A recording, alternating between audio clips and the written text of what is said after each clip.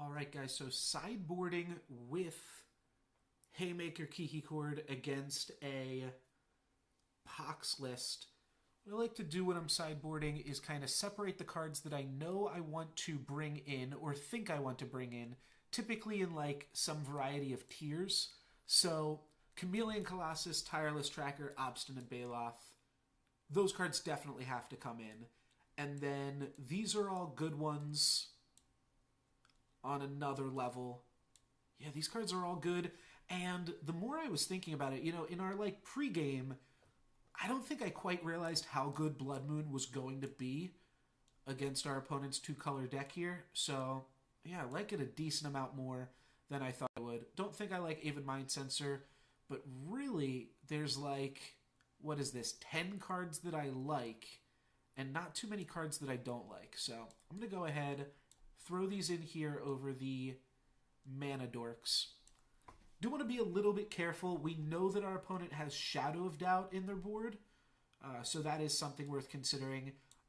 I am pretty sure, though, that I don't want Fiery Justice. I think that that card is just going to be too expensive. I think we are going to be good with both of our Kiki Jikis, but maybe we cut a Chord of Calling. He is playing a Land Death deck, and we are going to want to Blood Moon him. Both of those things make Kiki Jiki, or Chord of Calling, rather, a little bit tough to cast.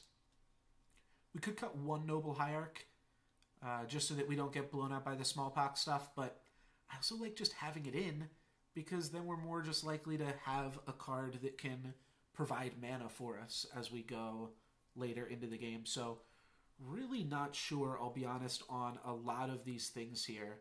And we could even, like, these two are questionable, the Reclamation Sage and the Qasali Pride Mage. A lot of times I just like to board those in against everybody, but I don't really know what he would have against us that much. I know he would have Bitter Blossom, which Bitter Blossom is going to be a little bit annoying, so maybe I keep in one Reclamation Sage, but I don't think I care about Leyline of the Void.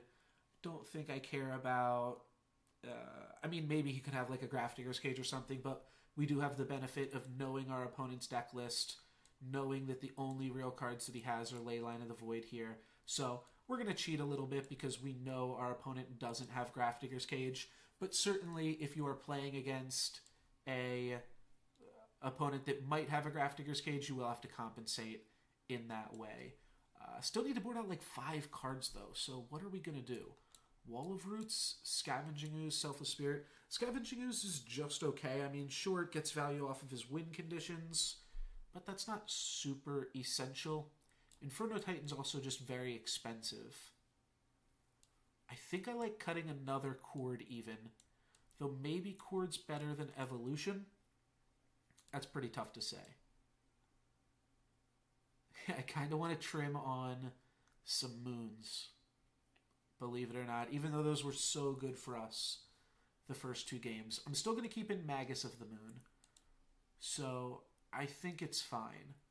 And we've got a lot of 2-drops here. They're all decent because of the variety of ways that our opponent attacks us. But you know what? I think rather than cut Wall of Roots, I'd rather cut a card that dies to Flaying Tendrils. So I think I am going to go ahead and cut Noble Hierarch here. And then I think I do like Inferno Titan 2 is just a way to deal with Lingering Souls. Inferno Titan's going to get us out of situations that no other card would be able to. Maybe I don't need all the Kitchen Finks. It does die to Flaying Tendrils. Don't want to care about my opponent's Singleton that much. I don't know. I mean, there's always like the getcha if he boards in all of his Shadow of Doubts and we just completely ignore Shadow of Doubt by boarding out all of our tutoring effects. That's good, but that also means that Shadow of Doubt has kind of done its work. Though the more instants and sorceries we board out, the worse his collective brutalities are too. So, like, that is one option you could take. Just board out all of the Evolutions and Chord of Callings. But I still want some because I think they are still going to be good top decks into the late game. I like Evolution 2 as a means to get out Magus of the Moon. So what can I cut? I mean, I have to cut either Inferno Titan, Huntmaster, or Birds of Paradise, but this is a lot tougher than I thought. I think I'm going to cut Birds of Paradise in favor of keeping in both of my Wall of Roots here. Getting pretty low on mana dorks, but our main thing is just trying to hit land drops because these cards are so fragile, and they're probably just going to wind up dying in a long attrition-y game anyways.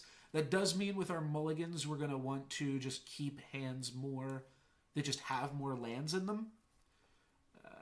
I'd use this strategy sometimes when playing against like blue-white control. I'll board out some mana dudes.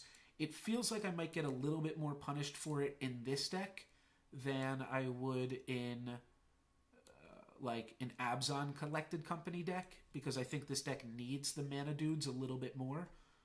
But especially being able to play out a Blood Moon earlier, like we're losing that value.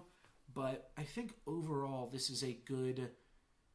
The other thing would be to cut a Kiki just because it's so expensive. Just cut one of our expensive cards here.